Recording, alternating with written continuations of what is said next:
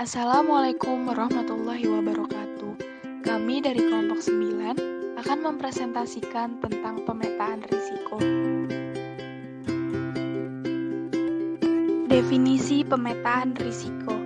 Dalam arti luas, pemetaan risiko prinsipnya merupakan penyusunan risiko berdasarkan kelompok-kelompok tertentu sehingga manajemen dapat mengidentifikasi karakter dari masing-masing risiko dan menetapkan tindakan yang sesuai terhadap masing-masing risiko. Selanjutnya, teknik pemetaan risiko. Dimensi pertama yaitu probabilitas menyatakan tingkat kemungkinan suatu risiko akan terjadi. Semakin tinggi kemungkinan suatu risiko terjadi, semakin perlu mendapat perhatian dan sebaliknya. Dimensi kedua berupa dampak, yaitu tingkat kegawatan atau biaya yang terjadi apabila risiko yang bersangkutan benar-benar menjadi kenyataan. Semakin tinggi dampak suatu risiko, maka semakin perlu mendapat perhatian khusus, dan juga sebaliknya. Di dalam pemetaan risiko terdapat kuadran 1-4. Kuadran 1 mengancam pencapaian tujuan perusahaan. Kuadran 2 risiko berbahaya tetapi jarang terjadi. Kuadran 3 risiko yang terjadi secara rutin.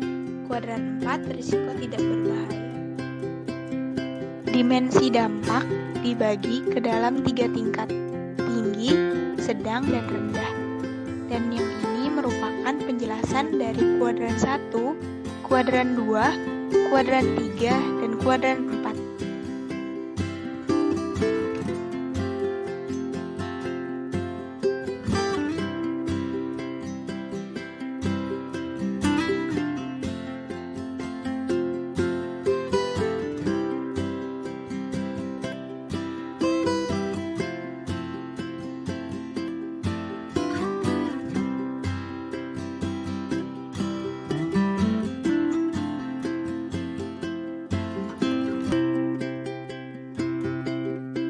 Slide ini merupakan soal contoh kasus di mana PT XYZ dan PT ABC bekerja sama.